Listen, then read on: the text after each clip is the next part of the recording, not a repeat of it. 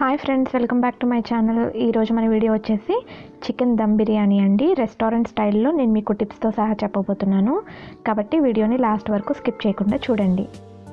ఇక్కడ rice quantity వచ్చేసి 1/2 kg అండి. ఇక్కడ ఒక 1/2 kg వరకు కూడా చికెన్ తీసుకున్నానండి. ఈ చికెన్లో మనం ఫస్ట్ కొంచెం నిమ్మరసం అనేది పిండుకుందాం. ఈ నిమ్మరసం అనేది పిండడం వల్ల మనం యాడ్ చేసే మసాలా అంతా కూడా దీనికి బాగా పడుతుందన్నమాట, ముందుగానే యాడ్ చేయడం వల్ల. అట్లాగే ఇక్కడ కొంచెం సాల్ట్, అలాగే కారం అండి. మనం కూరకి ఎంతైతే సరిపడుతుందో అంతా కూడా ముందుగానే యాడ్ చేసేసుకోవాలి.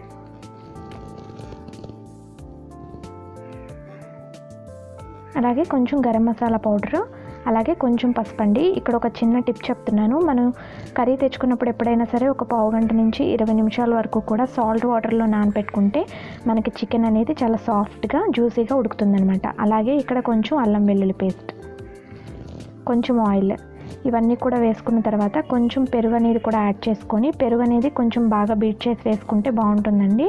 ఇలా బీట్ చేసుకున్న పెరుగును కూడా యాడ్ చేసుకున్న తర్వాత ఆ ముక్కలంతటికీ కూడా మసాలా బాగా పట్టేలాగా మిక్స్ చేసుకోవాలన్నమాట.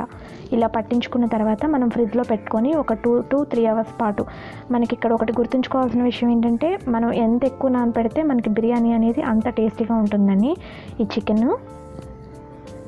ఇప్పుడు దీన్ని ఒక 2 to 3 అవర్స్ పాటు నానబెట్టుకుందాము. లేదా ముందు రోజైనా మీరు ఇలా మ్యారినేట్ చేసేసుకొని ఫ్రిడ్జ్లో పెట్టుకొని నానబెట్టేసుకోవచ్చండి. ఇప్పుడు నేను బ్రౌన్ ఆనియన్స్ అనేవి ప్రిపేర్ చేస్తున్నాను. ఒక పాన్లో కొంచెం ఆయిల్ అనేది ఎక్కువగానే వేసుకొని, ఇక్కడ మనకి ఎన్నైతే ఆనియన్స్ కావాలో అన్నీ కూడా క్రిస్పీగా ఫ్రై చేసుకోవాలి. ఆనియన్స్ వేయడానికి కొంచెం టైం పడుతుందండి, కాబట్టి సిమ్లో పెట్టుకొని కొంచెం ఓపిక్గానే ఫ్రై చేసుకోవాలి, లేదంటే డీప్ ఫ్రై కూడా చేసుకోవచ్చు అనమాట. ఇక్కడ మనకి కలర్ అనేది చేంజ్ అయిపోయింది, చూస్తున్నారు కదా, మనకి క్రిస్పీగా కూడా ఫ్రై అయిపోయినాయి.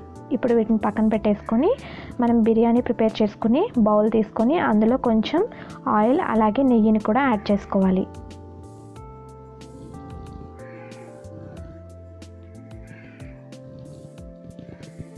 ఆయిల్ హీట్ అయిన తర్వాత బిర్యానీ దినుసులన్నీ కూడా వేసుకోవాలండి.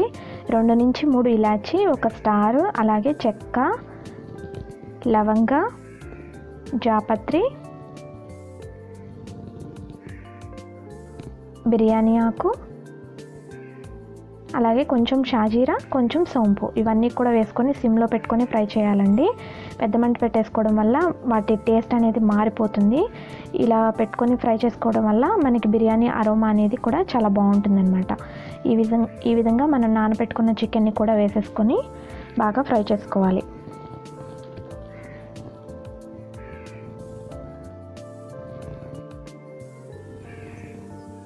అట్లాగే మనం నానబెట్టుకున్న బౌల్లోనే కొంచెం వాటర్ అనేది పోసుకొని ఆ మసాలా కూడా ఇందులో యాడ్ చేసేసుకొని మూత పెట్టేసుకొని ముక్క అనేది కొంచెం బాగా ఉడికే వరకు కూడా మీడియం మంట మీద పెట్టుకొని కుక్ చేసుకోవాలండి.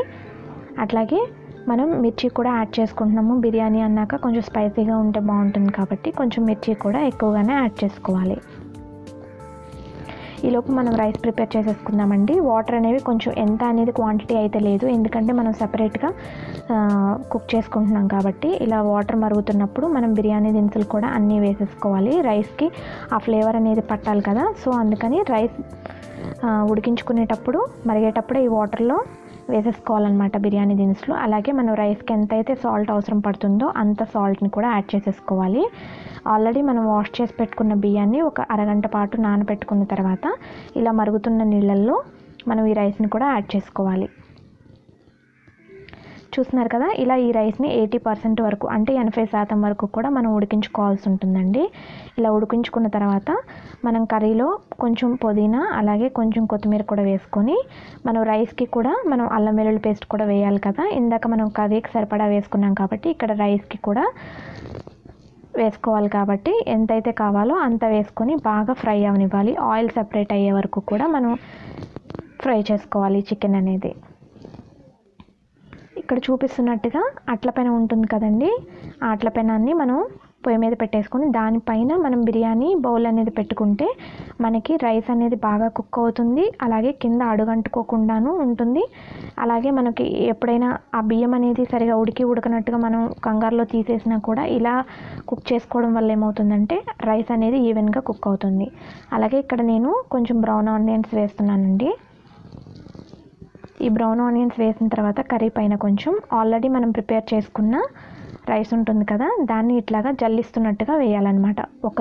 ఒక చోటే వేసేయకుండా ఇలా సెపరేట్గా వేసుకోవాలి. ఒక 2 లేయర్స్గా వేసుకున్న తర్వాత ఆల్రెడీ మనం ప్రిపేర్ చేసి పెట్టుకున్న బ్రౌన్ ఆనియన్స్ ఉన్నాయి కదండి, వాటిని ఈ రైస్ పైన చల్లాలి. అట్లాగే ఇక్కడ కొంచెం నిమ్మరసంలో నేను ఫుడ్ కలర్ అనేది యాడ్ చేసుకున్నాను. ఈ ఫుడ్ కలర్ కూడా అక్కడక్కడ స్ప్రెడ్ చేసుకోవాలన్నమాట. అలాగే ఇదే ప్రాసెస్లో మనం మిగతా రైస్ని కూడా యాడ్ చేసుకోవాలండి. ఇక్కడ కొంచెం నెయ్యి అనేది కూడా వేస్తున్నాను.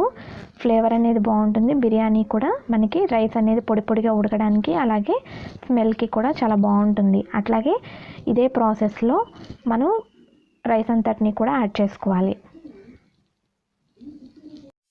ఇలా మళ్ళీ ఒక 2 లేయర్స్గా యాడ్ చేసుకున్న తర్వాత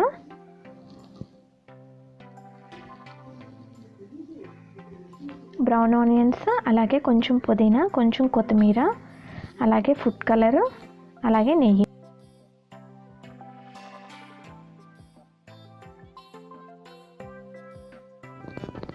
ఇక్కడ చూపిస్తున్నట్టుగా ఈ ప్రాసెస్ అంతా కూడా కంప్లీట్ అయిన తర్వాత మనం మంట అనేది చాలా సిమ్లో పెట్టుకోవాలండి. సిమ్లో పెట్టుకొని కూడా మనం ఆ రైస్కి తేమ ఉంటుంది కదా, ఆ తేమ అంటే ఆ వాటర్ని కూడా అబ్జర్వ్ అయ్యే వరకు కూడా మనం సిమ్లో పెట్టుకొని మగ్గించుకోవచ్చు అనమాట రైస్ అనేది. ఎందుకంటే కింద తవా కూడా పెట్టాం కాబట్టి మనకి అడుగంటుకునే ఛాన్స్ లేదండి. కాబట్టి చూసుకుంటూ మధ్య మధ్యలో ఆ వాటర్ని కూడా అబ్జర్వ్ అయ్యే వరకు కూడా మనం ఈ రైస్ అనేది కుక్ చేసుకోవాల్సి ఉంటుంది. అలాగే ఈ రైస్ పైన ఈ ప్రాసెస్ అంతా కంప్లీట్ అయిన తర్వాత కొంచెం గరం మసాలా పౌడర్ని కూడా చల్లేసుకొని మూత అనేది పెట్టేసుకొని కొంచెం ఎక్కువసేపే కుక్ చేసుకోవచ్చు. ఎందుకంటే మనం కింద అట్ల పెనం పెట్టాం కాబట్టి ప్రాబ్లం ఏం లేదండి, మనకి రైస్ అంతా ఈవెన్గా కుక్ అవుతుంది. ఈ విధంగా వాటర్ని అబ్జర్వ్ అయ్యే వరకు కూడా ఉడికించుకున్న తర్వాత చూస్తున్నారు కదా, ఇక్కడ రైస్ అనేది మనకి సెపరేట్గా పొడిపొల్లాడుతూ ఉంది చక్కగా. సో ఫ్రెండ్స్, ఇదే ఇవాళ మన వీడియో. ఈ వీడియో మీ అందరికీ నచ్చిందని అనుకుంటున్నాను. ఈ వీడియో కనుక మీకు నచ్చితే ప్లీజ్ లైక్ చేసి మీ ఫ్యామిలీ మెంబర్స్తో షేర్ చేసుకొని సబ్స్క్రైబ్ చేసుకోండి.